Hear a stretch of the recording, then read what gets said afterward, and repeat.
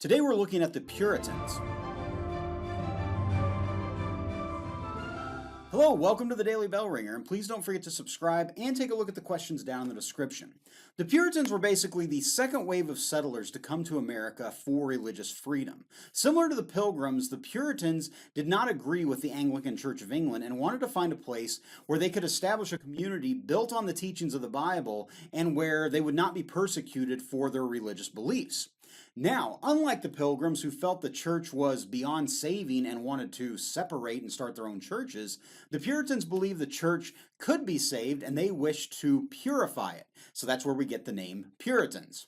In 1629, the Puritans formed the Massachusetts Bay Company and got a royal charter to establish a colony in North America. Now, you might notice that unlike the Pilgrims, who had to go through the Virginia Company of London to come to America, the Puritans formed their own company. This is because the Puritans were predominantly more wealthy and had more resources than the Pilgrims did.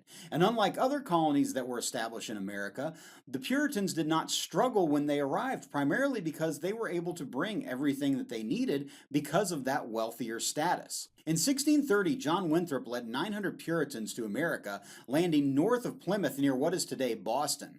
Once off the boats, John Winthrop gave a sermon known as the City on a Hill sermon, and in it he said, "For we must consider that we shall be as a city upon a hill. The eyes of all people are upon us."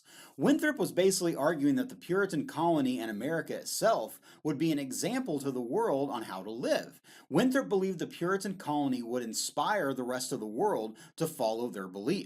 During the 1630s and 40s, over 30,000 Puritans would come to America to escape persecution and an economic crisis in England in what became known as the Great Migration.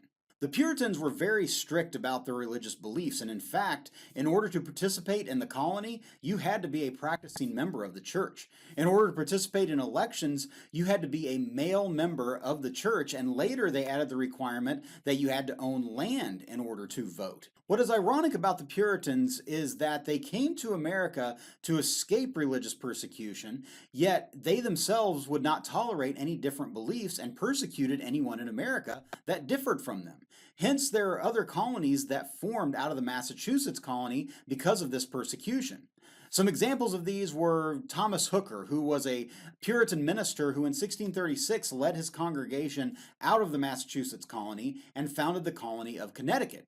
In 1635, Roger Williams was banished from the Massachusetts colony for arguing that the government should not force you to worship in a certain way. And in 1644, he founded the colony of Rhode Island. In 1638, John Wheelwright led a group of persecuted colonists north, and in 1679, New Hampshire became an independent colony. With so many Puritans moving in and wanting land throughout the early to mid 1600s, conflicts with Native Americans arose. Much of the conflict arose because English settlers very much had a clear idea of land ownership and how land should be used and equaled wealth, whereas Native Americans looked at the land as something for all to share and did not have a defined system of land ownership.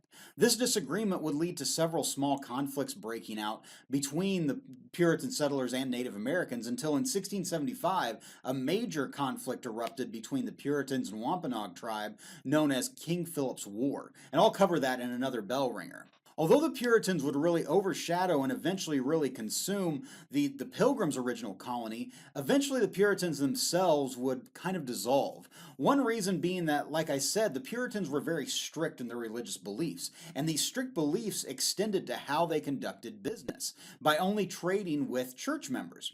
Well, when an economic downturn occurs in the mid-1600s, Puritans were basically forced to start trading with non-church members, and then they began to see the economic opportunity that was there, the profits that could be made from that trade. And so some Puritans began to stop following strict Puritan law. Secondly, by the 1660s, there was a major land shortage, and many Puritans began fighting among themselves over who got what land, and this further weakened the Puritan colony. Although some stuck with strict Puritan beliefs, many drifted away, and by the early 1700s, the Puritans no longer held all the power, and they basically kind of dissolved into these New England communities. So with that, hopefully you learned something, and thanks for watching.